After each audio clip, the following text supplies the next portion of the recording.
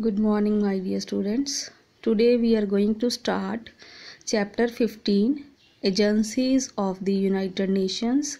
Yesterday I sent a video of this chapter to your WhatsApp group. I hope you all have seen that video. So today I am going to explain the chapter from your book. So all of you open your book on page number 163.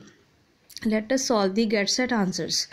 Find out when are the following days observed. You can surf the internet for help. So I already solved this. You have to note down. World Health Day is observed on 7th April every year. World Heritage Day is observed on 18th April every year. World Food Day is observed on 16th October every year.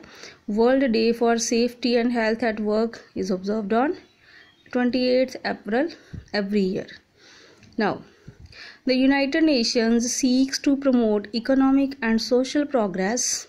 It promotes better standards of living, employment, observance of human rights and freedom for all. So in the previous chapter 14, we already we already learned that what are the aims of the United Nations, what are the objectives. So its main aim is to maintain the world peace. Okay, so with that it is also promoting economic and social progress. It promotes better standards of living, employment, observance of human rights and freedom for all. So how United Nations work, because it is a world level organization. How it works: a number of specialized agencies have been set up to help UN achieve these goals. So the goals of the United Nations already we discussed. What are the goals of United Nations? To maintain world peace, to settle the disputes among the nations by mutual understanding, understanding and with peaceful means. Then to promote better standards of living, employment, observation of human rights and freedom for all. So these are the main aims. So how can it achieve its goals? With the help of specific agencies. Okay, so such offices are there, such agencies are there which is giving help to United Nations to achieve the goals. Okay, these are autonomous organizations that work under the guidance of the United Nations. In this lesson, we will read about a few of these agencies. First of all, we are going to read about WHO. WHO. So full form of WHO is World Health Organization. World Health Organization. So it was established in 1948. You can see the logo of WHO. So it will also come in your question paper. Define the logo, then draw the logo of WHO. So you can see the logo carefully and you can observe or you can draw. Then next, it was established in 1948. It is one of the most important agencies of the UN. Its aim, what is the main aim of WHO? To improve health care facilities throughout the world. So its head office, its headquarters are in Geneva.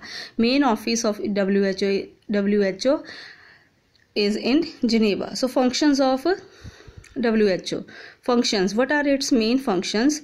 First, to promote and coordinate research in the field of health, to prevent the spread of diseases, to bring about improvement in the standards of nutrition, housing, sanitation and hygiene, to set international standards for food, water, medicines and vaccines, to organize seminars, conferences and workshops to train people in issues related to the health. So WHO, as it is cleared by name, World Health Organization. So it is an organization all over the world. It works to promote the better health facilities, better health and to coordinate research in the field of health. So it is related to health. It was established in 1948 and its headquarters are in Geneva. Next agency is ILO. Full form of ILO is International Labour Organization. You can see the logo. It was set up in 1919. So it is one of the oldest, we can say, because in the previous chapter we have studied League of Nations was the first organization set up after the First World War. So it was set up in 1919 as the autonomous wing under the League of Nations. In 1946, it became the first specialized agency of the UN. It seeks to promote social justice for workers and ensures decent working and living conditions for them. Its headquarters also in Geneva. So here you can see the former directors of WHOs. These are the former directors of WHO. Global Smallpox Eradication Program. So smallpox was eradicated in 1980. So it will also come in question paper. When was the smallpox eradicated? So you can give answer. Smallpox was eradicated in 1980. Next page. Functions. So what are the main functions of ILO, International Labour Organization? International Labour Organization functions. First, to create international labor standards for wages, working hours, working conditions, insurance, safety, employment, service, and so on. Now, this ILO, this International Labor Organization, fixed the working hours of the workers, 8 hours. Na? So due to the efforts of ILO, it happened. So to encourage research in field of social and labor policies, to create awareness among workers about their rights and role in economic development, to assist member countries in labor related issues. Okay, these are its main functions. Next one is FAO. Full form is Food and Agriculture Organization. Food and Agriculture Organization. You can see the logo. It was established in 1945. It fights hunger and malnutrition by improving the agricultural output. Its headquarters are in Rome.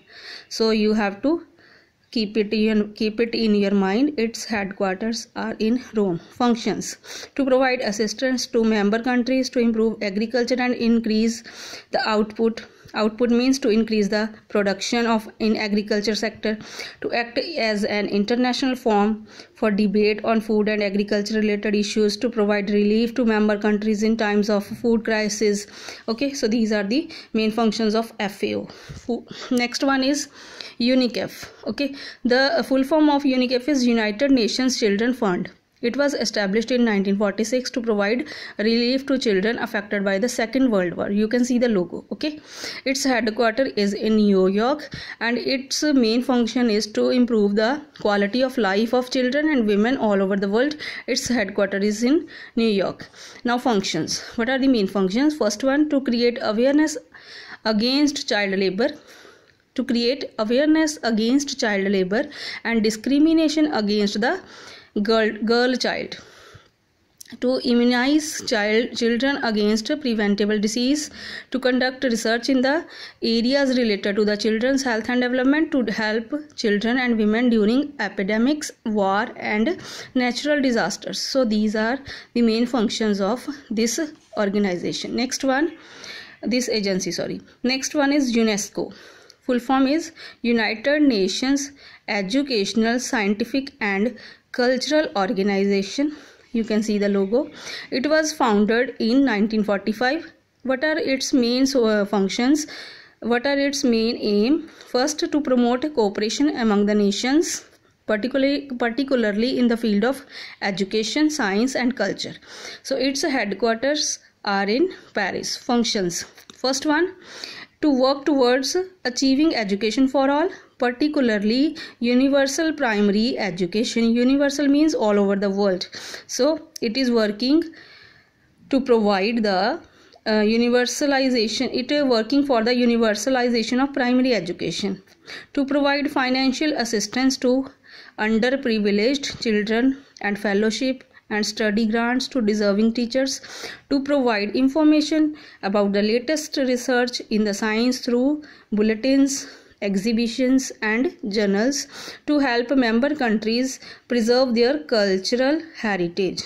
So next one, UNDP. So full form is United Nations Development Program. It came into being in 1965. You can see the logo. It promotes cooperation among nations to help people lead a better life. It also provides assistance to countries in different fields such as eradication of poverty and reduction of inequalities.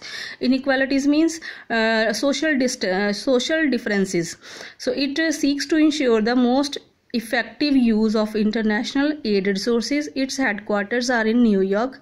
Functions: to promote cooperation among countries in economic and technical field, to help countries increase their agriculture and industrial output, to promote scientific research and discoveries. So all these agencies of UN have done noteworthy work over the years in their respective field. However, a lot of more work still needs to be done. So wholehearted cooperation of the member countries is required to do justice to the work undertaken by these agencies.